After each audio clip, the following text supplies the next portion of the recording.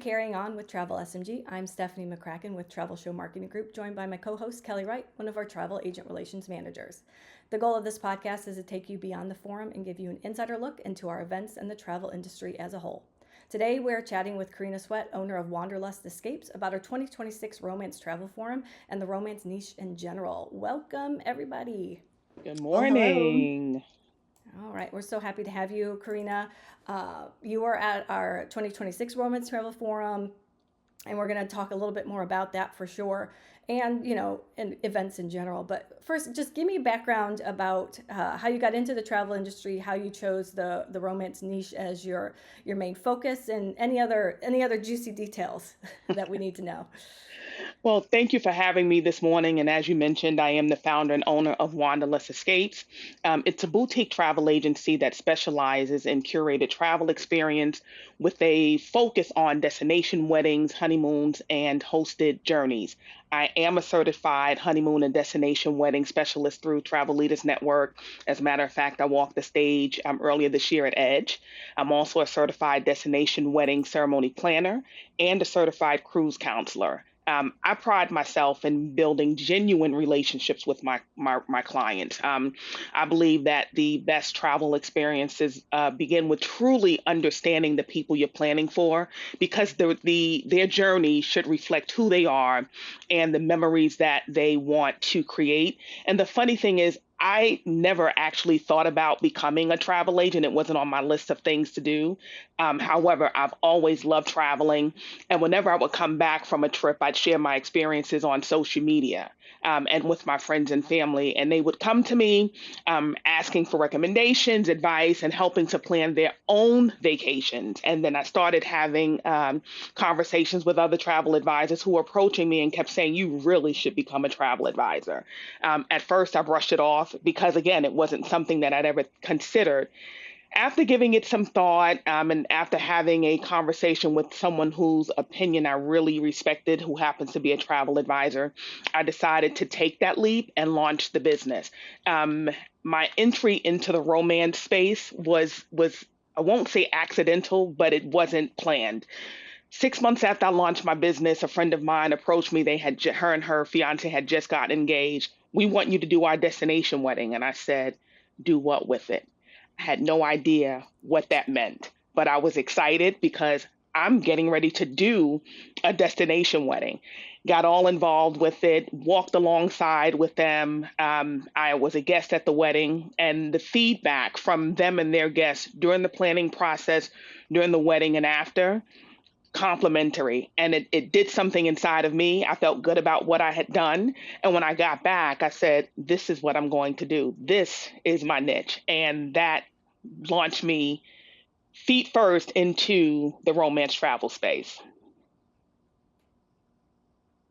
Oh my God, I love that. I love the fact that it has such a good story. The fact that you were there to experience it.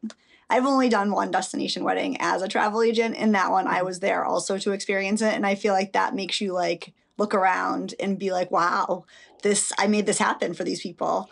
And that's just Absolutely. such a great feeling. I All love right, so that. tell me a little bit more about how you heard about the Romance Travel Forum and your kind of journey from application to acceptance and to attendance. I was at a sandals event. I think it was maybe February or March, and Bergeron, who's a local Mhm. ASTA member here in Charlotte, she was at the event. That was my first time meeting Bird, and we were talking and talking about, well, what do you do? What's your specialty? And I talked to her and shared with her that romance travel was my specialty. That I was preparing to graduate from the Travel Leaders Network certified program, and she said, "Have you ever heard of the Romance Travel Forum?" And I said, "No." And she sent me the link. We exchanged numbers. She texted me the link, and kind of told me a little bit about it. And she gave me Kelly's name. "Oh, Kelly Wright. I know Kelly Wright. I'm going to introduce you." And that night, she sent an email and copied Kelly to say, hey, recommended this person to you. Karina's on. I applied that night, that very night. I applied. I think I got a call from Kelly, maybe if not the next day, then the following day. And we chatted up some. She gave me some more insight into the forum. And then about a week later, I got an email from Kelly saying, welcome, congratulations. And I was excited. I love that story so much for so many reasons. I am just going to say, but Bird is amazing. And she She is is. such a huge advocate for us. And she always is telling people about our events. So the fact that I knew that about you, but the fact to hear you say all that is perfect. I love it. Yeah, and it really speaks to the power of referrals Hmm. across the industry, not just for clients, but for these events. They really help us.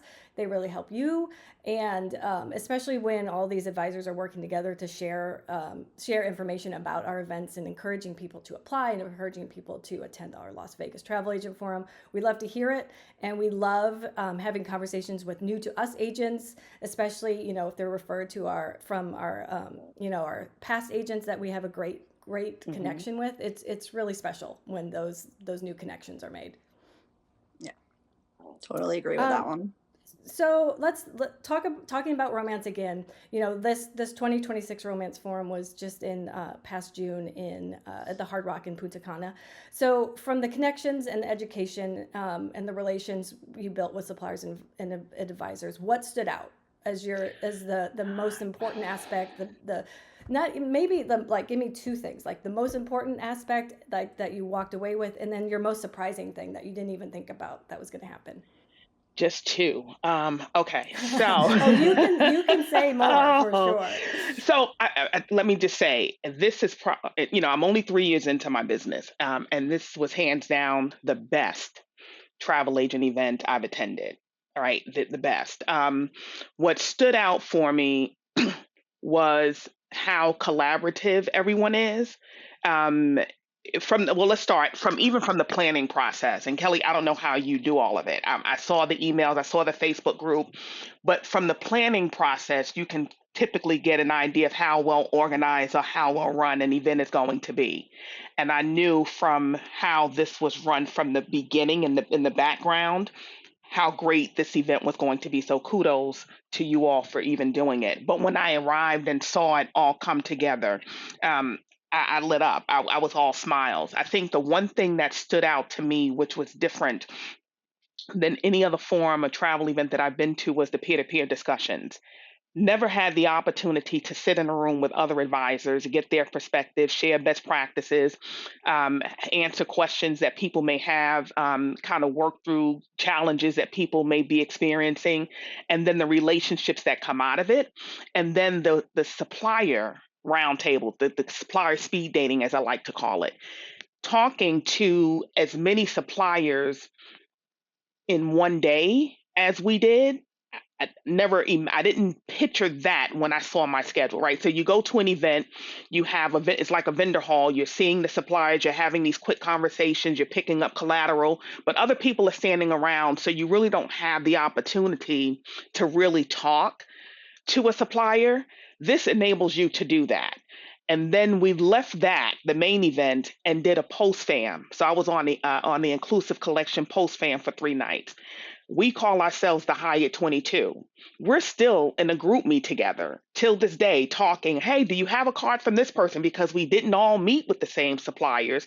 We're asking about, hey, do you have a preferred car company on this island? So we're still collaborating. We've connected with some of them on Facebook. And so when the announcement about 2027 rolled out, we're in the group meet talking about who's applying, who wants to go, and I'm excited because I know I'll be there and I'm grateful, but I can't help but think, I hope I see some of the Hyatt 22 in 2027 at the next romance travel forum. So I say all that to say is the relationships, not just with the suppliers, but with the travel advisors that you meet and connect with at the forum. Yeah, I totally agree with that. And I love the whole fact that you brought up the peer to peer because that's everyone. Everyone loves that part. Hmm. And I think that until you participate in it, you don't realize how beneficial That's that right. part is in addition to the one to one meetings, right? And I try beforehand to tell people, okay, this is how you should prepare for the one-to-one meetings. This is what you should do. But until you experience something like that, I feel like it's hard to grasp it all and to understand what it's about. But I do also love the fact that you mentioned 2027 because we're excited to have you there with us. And that was in part because of the peer-to-peer discussions and what you brought to the table and, that what you did during those sessions. So that's fantastic to be able to have you and the other two agents come back for 2027. Thank you. Yeah, And so that's the thing Kelley, with sorry. oh no, I was just saying, Kelley, can you just explain quickly what we're saying when we're talking about her coming Yeah. back to 2027, what we did new this year at Uh, 2026? Absolutely. So for 2026, for the first time, we had the peer-to-peer moderators nominate different agents and to make a decision of who would be 3 agents that would return for 2027. And Kareena is one of those 3 that will be back with us. So she'll be there in Jamaica. Can't wait. Looking forward to it. Looking forward to it. Yeah, right before we started recording, I was talking to her about how we're really looking forward to 2027 being a new resort and how extra exciting it is to be able to experience a new resort for 2027 at Montego Bay. So we can't wait. And the 2 of us just saw Roberto the other day. We were at a Jamaica Yes. event last week together. So we got to see him and talk to him about that new property a little bit. And he did a quick presentation. Didn't share too much, but he did a quick presentation about it and can't wait to see what's going to happen there. So we talked about the peer sessions and we talked about the one-to-ones, which are one of the 2 most important aspects of the Romance Travel Forum. But how have the relationships and conversations at Romance Travel Forum during these 2 types of meetings translated into new ideas, partnerships, or opportunities for your clients? Great question. One of the things that I think about, in addition to the supplier conversations, were the site inspections and the post fam, right? So it's one thing to have the conversations in a space like the Romance Travel Forum, and then it's a different thing to actually go to a resort, experience it, meet the wedding managers and sales managers face to face. So after coming back from the Romance Travel Forum, I was having a conversation with the client. Her son is preparing to propose or was, planning, thinking about how to propose to his fiance. We were talking about doing a surprise proposal, told them about Secrets Tides, showed pictures, answered some questions based off of things that I saw on site. And 2 days later, we're booking 2 rooms at Secrets Tides for this surprise proposal, and I'm connecting with Glamey at Secrets Tides to plan out the proposal. So it's it's being able to speak to something not because you saw it in a brochure or just had a conversation, but you were there. You experienced it, you saw the spaces, and you can say, and I think this will be great here, or I had the food here.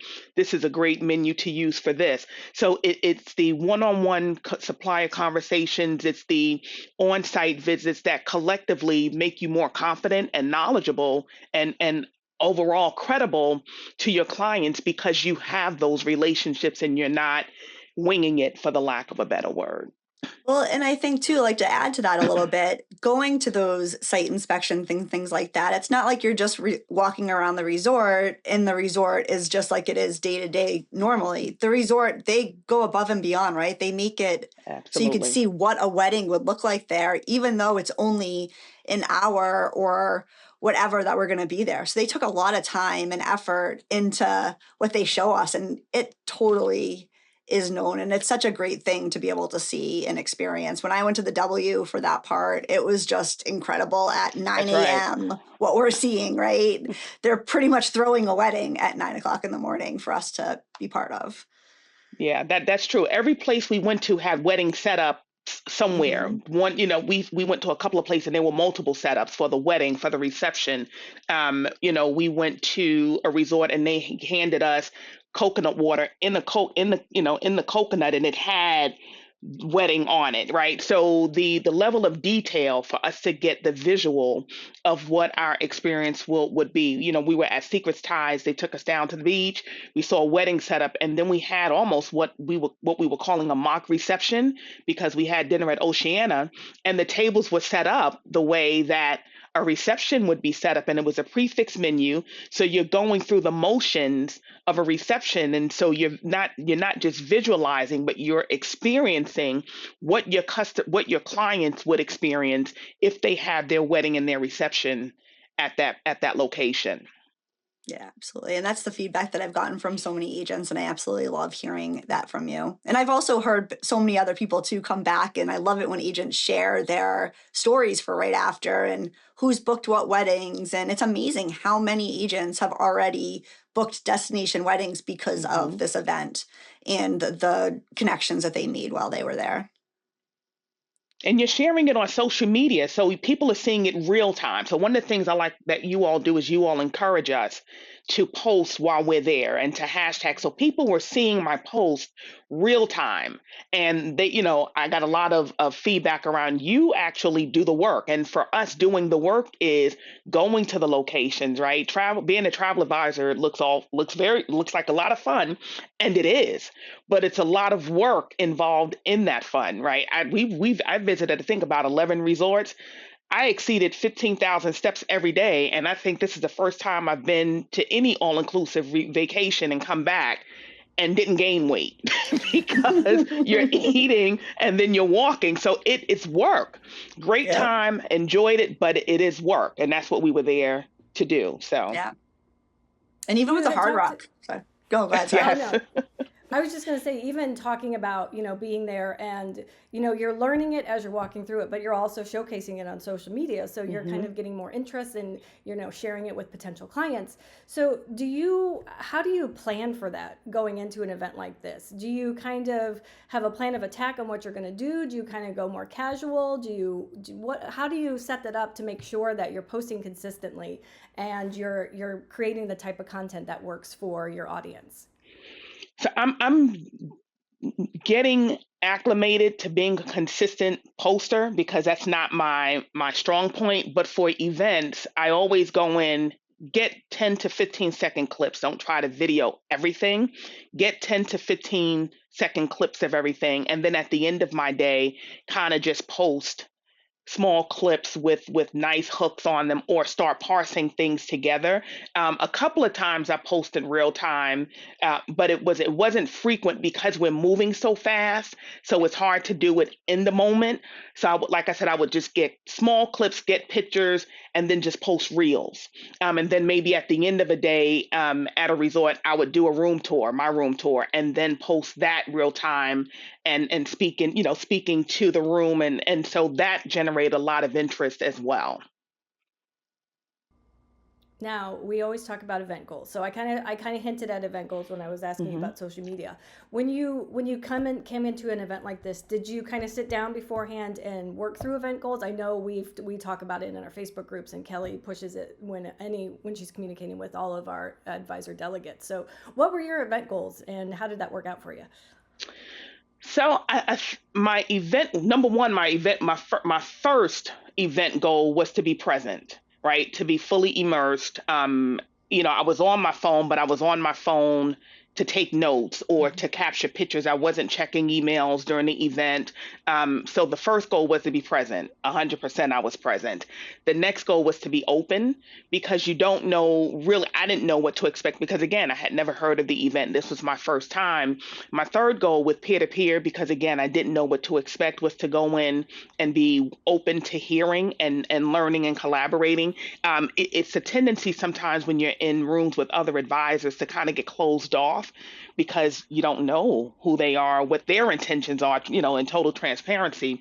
But I walked into that room and was totally open and had some of the best conversations that I've ever had at an event with other advisors, because there was a general air of wanting to share and collaborate and help each other. And then the fourth one was to capitalize on 9 minutes with each supplier, right? So I came in, I downloaded Granola. Thank you for that recommendation, Kelly. Downloaded Granola because there's no way you're going to capture notes. You can't capture notes and be present at the same time. So all of my supplier meetings were on Granola, which allowed me to sit face to face with the supplier, listen to what they had to say, answer questions, and then I went back to my notes later.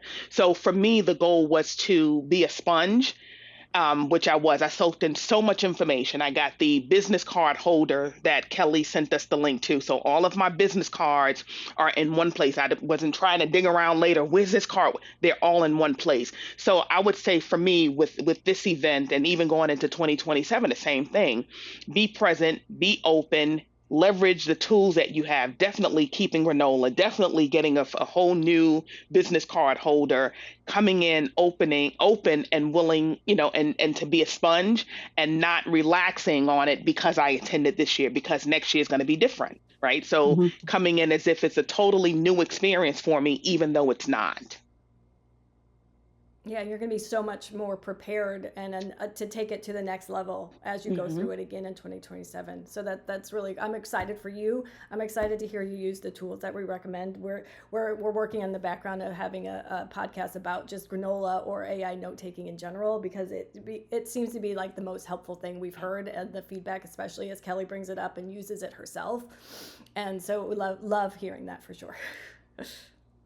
And I love hearing the fact that just things that I'm saying are being used, because it's nice to know that I'm being listened to. And so many people came up to me and showed me their business card holders and told me that they used granola. And I'm like, wow, that's awesome. That makes me like realize that things that I share do matter. And sometimes I have a hard time accepting that. So that's fantastic. Yeah, you were a great help. You were, I mean, a lot. You were the resources, again, because for first timers like me, I don't know what to expect. So, as Yep. much information as I can get ahead of time, it helps me to prepare. And I came fully prepared because of the information that you And sent.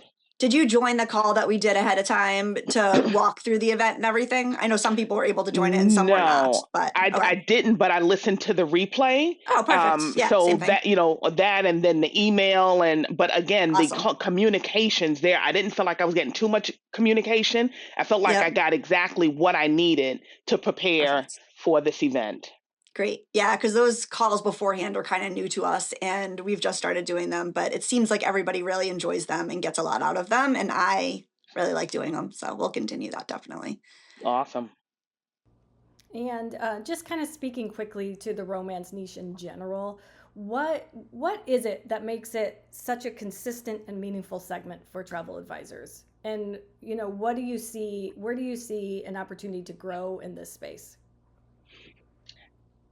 For me, it's the relationships, right? If you're on that, like I mentioned that I'm helping someone with a surprise proposal. Well, I'm at the beginning stages of the next chapter of their life, right? I don't know if they plan on having a destination wedding, but if they are, then I'm a part of that. And then there's the honeymoon, and then there's the anniversary, and then there's a baby moon, right? My niece and nephew got married last year. I did their honeymoon.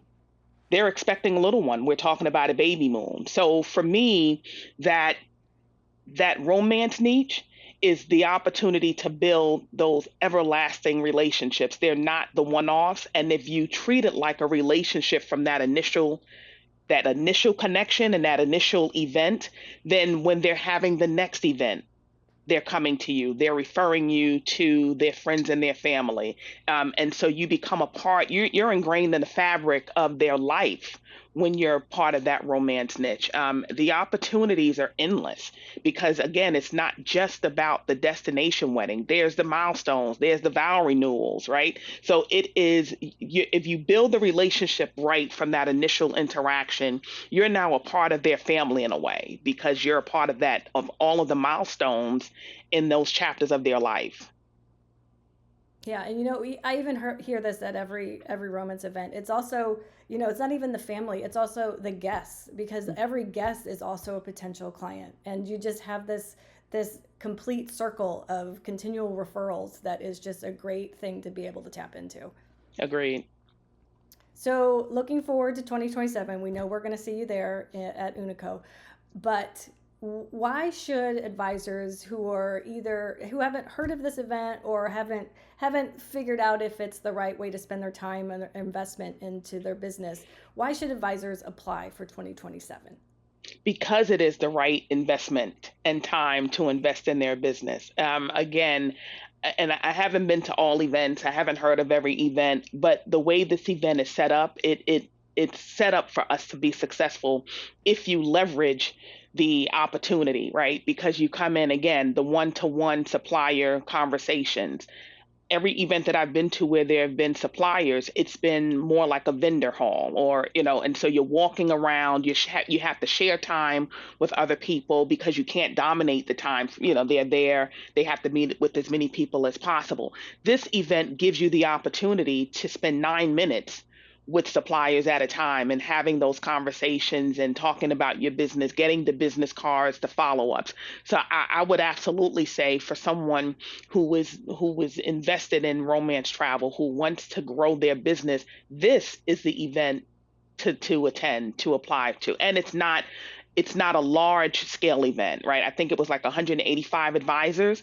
You go to other events, it's much more than that. So you almost feel like you're kind of lost, and you have to be strategic around who to get to, when, because again, it's so many people. So I think the size of this event stands out to me as well, because it's a lot of us there, but it's not a lot of us there. I never felt like, God, I'm not going to get anything out of this because it's so many of us. The organization and the way that it's set up allowed everyone to be able to have the time that they needed with the suppliers and with each other. So, All right. And before we wrap up, Kelley, is there any other things you want to touch upon or ask Kareena about? I don't think so. I think that we covered pretty much everything. I mean, I think this was great. I'll send you your money later for telling me how wonderful I am. wink, wink. But no, seriously, like, I do appreciate hearing that everything that we're saying and doing is being listened to and being done. And it's very clear at the fact that you went in there with the goal of participating and being fully open and wanting to experience it because you got to come back next year, right? So that obviously worked out for you, and the peer-to-peer moderators noticed that. So kudos to you on that part. Thank you. And I'm excited to see you at some other events between now and then in Charlotte, and see you in Jamaica. Looking forward to it. Thank you. All right, guys. Well, Kareena, we're looking forward to seeing you again back at Romance Travel Forum in 2027. Anybody interested in applying for our next event in Jamaica can go to our website, romancetravelforum.com, and we'll have all the details in our description, of course. And so thank you guys for joining me on this another edition of Carrying On with TravelSMG.